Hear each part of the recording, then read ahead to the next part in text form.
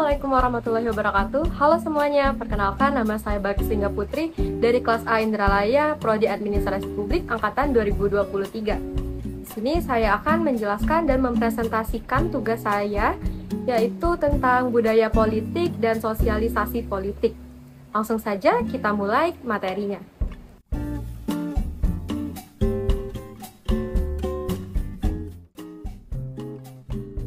Baiklah, materi pertama adalah orientasi politik. Orientasi politik sendiri dapat berupa kognitif, afektif, dan evaluatif. Orientasi politik kognitif merupakan orientasi warga yang sifatnya pengetahuan, seperti pengetahuan, wawasan, kepercayaan, dan keyakinan warga terhadap suatu objek politik. Dan selanjutnya adalah orientasi politik afektif, yang merupakan warga negara yang sifatnya menyangkut ikatan emosi seperti sikap-sikap, nilai-nilai, dan perasaan yang dimiliki oleh individu terhadap objek politik. Dan selanjutnya adalah orientasi politik evaluatif yang merupakan orientasi warga negara yang sifatnya menyangkut kapasitas individu dalam rangka memberikan penilaian seperti pendapatan dan penilaian individu terhadap sistem politik yang sedang berjalan dan bagaimana peranan individu di dalamnya. Selanjutnya adalah orientasi parokial, yang dimana masyarakat dengan orientasi ini memiliki keterlibatan yang rendah dalam politik. Mereka cenderung tidak peduli atau tidak mengetahui tentang sistem politik dan kebijakan yang ada di dalam suatu negara. Contohnya seperti golongan putih dalam pemilihan umum karena kurangnya kesadaran atau minat dalam politik. Selanjutnya adalah orientasi subjek. Masyarakat dengan orientasi subjek memiliki kesadaran politik tetapi partisipasinya masih pasif. Mereka mengikuti politik dan kebijakan, tetapi tidak terlibat dalam proses pembuatan kebijakan. Sebagai contohnya, mereka mungkin mengikuti secara rutin pemilihan umum, tetapi tidak terlibat dalam kegiatan politik lainnya. Selanjutnya adalah orientasi partisipan, yang dimana masyarakat dengan orientasi ini sangat aktif dalam politik. Mereka tidak hanya menyadari hak dan kewajiban mereka, tetapi mereka juga terlibat dalam proses politik, seperti menjadi anggota partai politik, berpartisipasi dalam kampanye, atau mencalonkan diri dalam suatu pemilihan. Baiklah, selanjutnya terdapat kasus-kasus spesifik yang terjadi di Indonesia yang mencerminkan orientasi politik. Yang pertama, terdapat kasus skandal Freeport. Kasus ini melibatkan anggota DPR dengan inisial SN yang bekerja sama dengan perusahaan MRC dalam pertemuan mereka dengan perwakilan PT Freeport. Mereka menyarankan PT Freeport untuk memberikan saham sebesar 11% kepada Presiden Jokowi.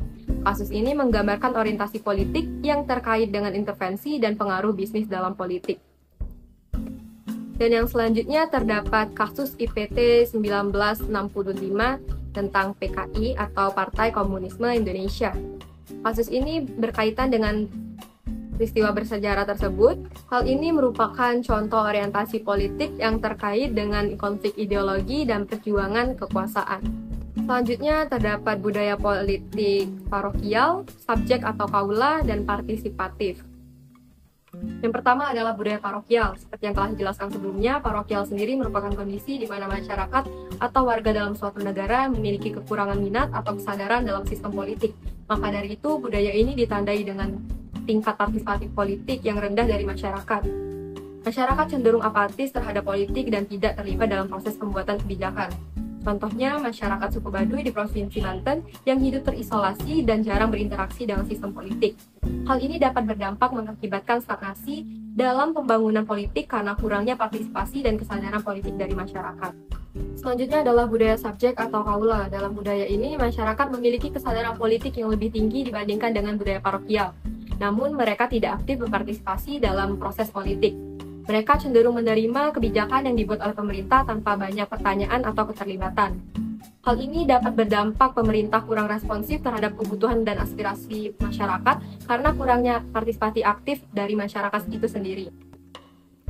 Selanjutnya adalah budaya partisipatif. Budaya ini mencerminkan tingkat kesadaran dan partisipasi politik yang tinggi dari masyarakat. Masyarakat aktif terlibat dalam berbagai kegiatan politik seperti pemilihan umum, demonstrasi, dan menjadi anggota partai politik. Contohnya adalah partisipasi aktif dari masyarakat dalam pemilu presiden atau penyuaraan aspirasi melalui demonstrasi yang sesuai dengan undang-undang. Hal ini berdampak mendorong demokratisasi dan transparansi dalam sistem politik karena masyarakat terlibat aktif dalam pengambilan keputusan dan pengawasan pemerintah. Baiklah, selanjutnya adalah contoh dari masing-masing budaya politik di Indonesia. Yang pertama adalah contoh dari budaya politik parokial.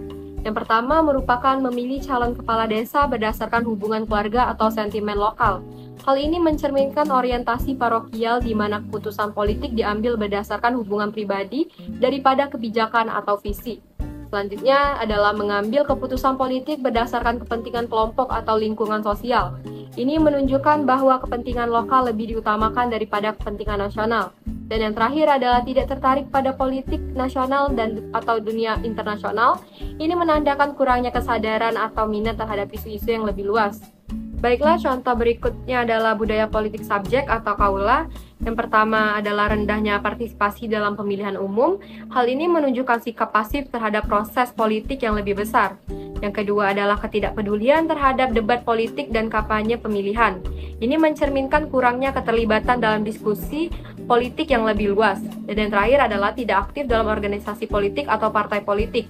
Hal ini menunjukkan kurangnya inisiatif untuk terlibat dalam struktur politik formal. Dan yang terakhir atau yang ketiga adalah contoh dari budaya politik partisipatif yang dapat berupa memberikan suara dalam pemilihan umum atau pemilu. Hal ini adalah bentuk dasar dari partisipasi politik yang aktif. Yang kedua, melakukan unjuk rasa untuk menyuarakan aspirasi. Hal ini menunjukkan keterlibatan aktif dalam isu-isu politik dan sosial. Dan yang terakhir adalah ikut aktif menjadi anggota partai politik. Hal ini menandakan keterlibatan langsung dalam proses politik dan pembuatan kebijakan politik. Baiklah, sekian yang dapat saya jelaskan. Jika ada kekurangan atau kesalahan, saya minta maaf. Saya akhiri dengan wabillahi taufiq walhidayah. Wassalamualaikum warahmatullahi wabarakatuh.